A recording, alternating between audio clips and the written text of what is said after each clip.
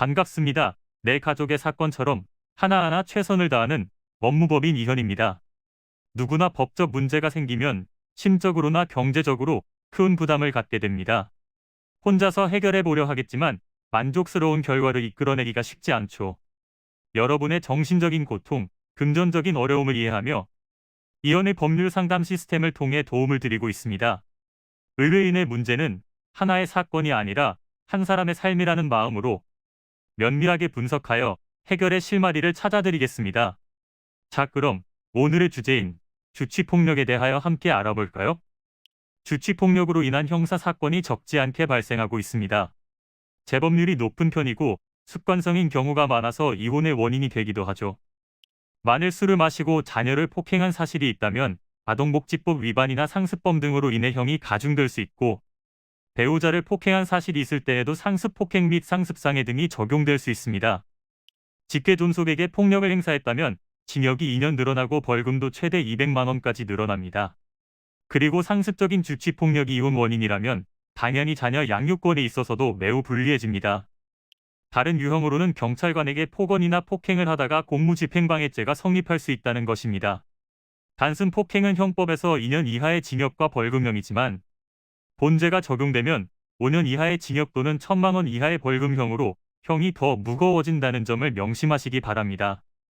이미 주치폭력으로 형사입건이 되었다면 어떻게 대처해야 할까요? 범죄 사실이 명백한 경우라면 죄를 시인하고 선처를 구해볼 수 있는데요. 반성하는 모습을 보여주거나 주변 사람들로부터 탄원서를 받는 방법 등이 있습니다. 이러한 양형 요인들을 찾아내고 그와 관련된 자료를 제출하는 것이 중요합니다. 또한 폭행죄는 기본적으로 반의사불벌죄로 피해자가 합의를 해주거나 용서를 하면 처벌이 이루어지지 않습니다. 하지만 피해자가 중한 부상을 입었다면 상해죄가 적용되어 합의가 이루어져도 형사 절차가 종결되지 않습니다. 판사의 판단에 따라 감형 여부가 결정되기 때문에 감형 가능성이 아주 없는 것은 아니지만 이제는 술에 취했다는 이유로 감형해주지 않으니 최선의 방법을 찾아야 합니다. 이는 간단히 분석될 문제가 아닌 경우들이 대부분이므로 꼭 법률적인 상담을 받아보는 것이 현명하다고 볼 수 있습니다.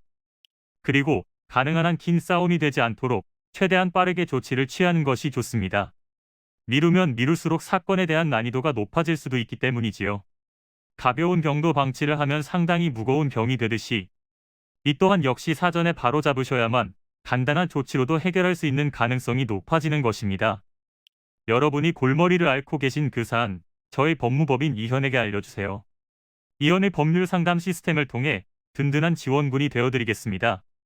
간혹 변호사가 아닌 사무장 등과 상담하는 줄로 오해하시는 분들이 계시는데 이는 전혀 아니며 저희 법무법인 이현은 변호사와 1대1로 상담이 이루어진다는 점을 다시 한번 꼭 알려드립니다. 저희는 하나의 분야가 아닌 민사, 형사, 가사뿐만 아니라 비송사건 등 모든 것을 추구하고 있는 종합 로펌입니다. 가장 궁금해하시는 사건의 해결 가능성과 해결의 키포인트, 예상되는 문제점과 해결 방안 등을 총망라하여 종합적인 시각으로 안내해드리고 있습니다.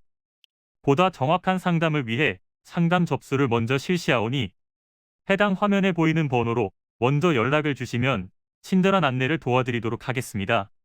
인터넷으로 법무법인 이현을 검색 후 홈페이지를 살펴보시고 와도 좋습니다. 언제나 의뢰인이 처한 상황을 이해하며 그 입장에서 생각하겠습니다. 저희는 법무법인 이현이었습니다. 감사합니다.